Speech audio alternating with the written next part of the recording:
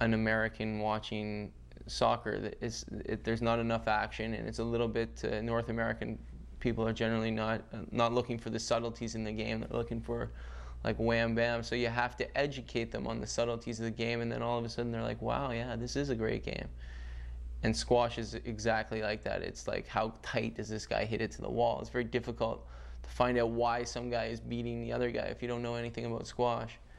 So it's about educating people to the subtleties of the game, and you have to do that grassroots television and trying to get people exposed to it from a young age. And if you grow up learning it, then you absorb it so quickly.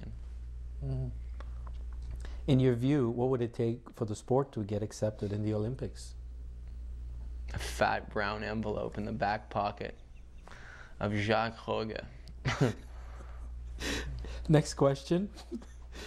Do you think a different scoring system could help? If so, what would you suggest?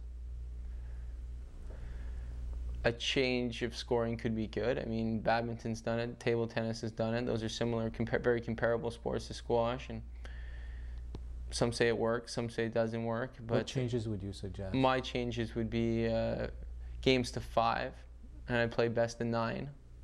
So first one to win 5 games of 5.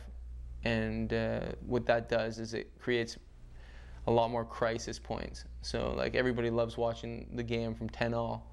You know what I mean? So the lets are more dramatic. Everybody's scrambling around. There's no sort of positional points. Just every point is worth a lot. Is on the line. So you'll see more aggressive squash, more desperate squash, more outbursts with the referee, more attractive interaction with the fans, and that's what you want to create if you want to get people, you know, starting to on board with the sport. Excellent. So Pro Tour players favoring a defensive style of play versus an attacking one have traded the #1 spot in the ranking over the last 40 years. Which style of play do you think will dominate the game in the next 10 years? Well, the game has changed, I think, in the last 10 years. I think it's changed since they lowered the tin, and it's changed dramatically, and I think it's going to continue to go in the direction of the attacking player and more aggressive, hopefully. I mean, but you've seen a lot more athletic players on tour, and you have to be very quick now because you got to cover a lot more balls to the front of the court. So the guys that are winning are very athletic and sort of taking the ball early and volleying and a more dynamic way of playing. I'm predicting that it's going to continue like that. The attacker will be the next #1. It's attacking. Depends how you view attacking. Attacking with attrition, like you have to be attacking at the right time. It's just not going to be an all-out nick fest, but you have to be able to play both games. When you're not attacking well, you have to be able to defend, and when you're not, and when you are attacking well, then watch out. That's the way you want to play. Mm-hmm. How many more years do you anticipate being on the Pro Tour? A few. I'm still in my 20s. I'm still hanging in there. Not too old yet. So, and I'm still enjoying it, because when you stop enjoying it, then I'll stop playing. Mm. Did you make plans for life after the tour? On the business side of things, or on the personal side of things? I don't know. I'm continuously making plans. I'm always into a lot of things. I got a lot of interest in.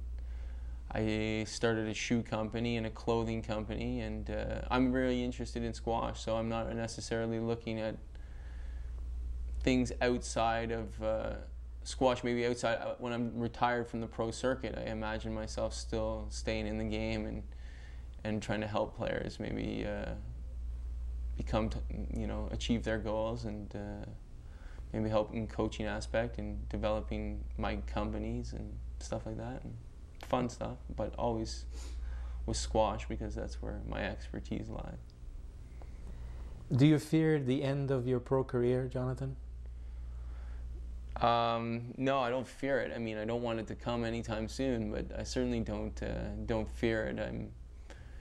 It's a time in everybody's career when you have to finish, and you're not competing at the level you want to compete at anymore, and so you move on to other things. But doesn't mean I'm going to leave squash or anything. It just means it's going to end my playing career. Maybe I'll be a commentator. Maybe I'll be big on TV one day. Thanks, Jonathan. All right. Best of luck.